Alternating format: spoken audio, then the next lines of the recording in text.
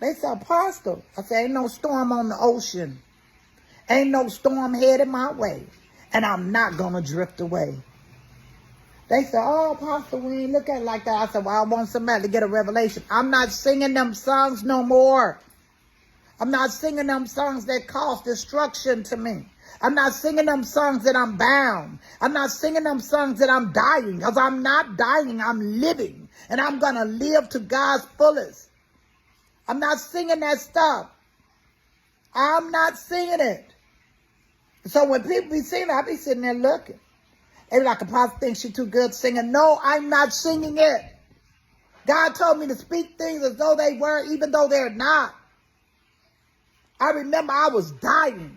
And God began to tell me, you're going to live. He gave me scripture where you shall live and not die. I began to sing that song. I'm going to live to see it happen. Live, live, live, live, live.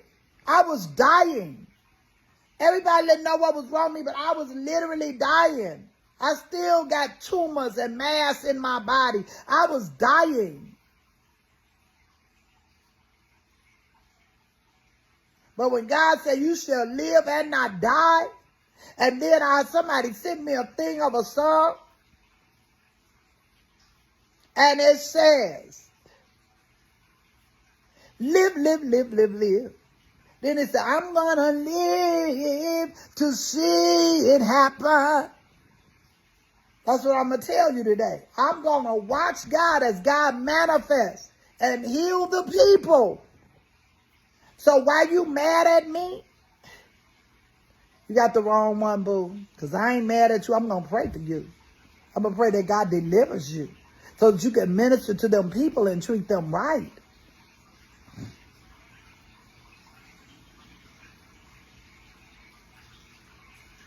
You say God called you to that?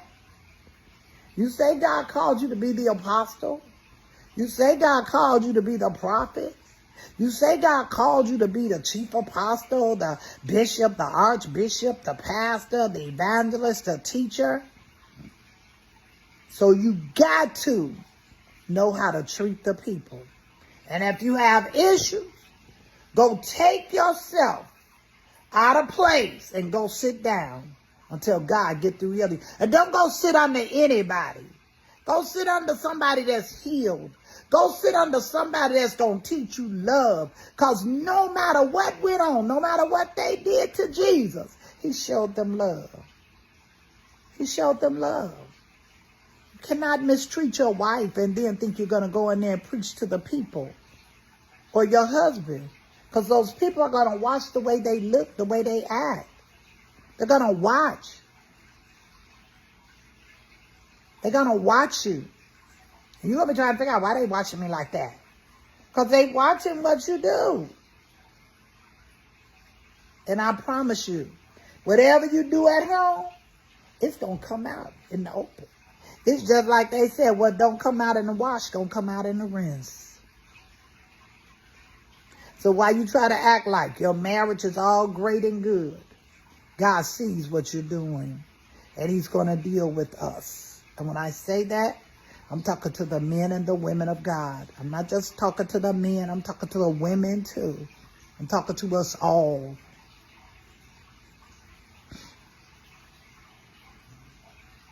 I remember when I first got my husband that I have now, and I didn't trust him. And he kept saying, I'm not him. And I kept saying, I know you ain't him. And one day God told me, do you trust me? And I said, yes, Lord. The Lord said, if you trust me, then I'll take care of it. I said, okay. And God began to heal me. I don't trust people because of how many people have hurt me. But I learned one thing, that is in my growth. That is in my healing. That is in where God has taken me.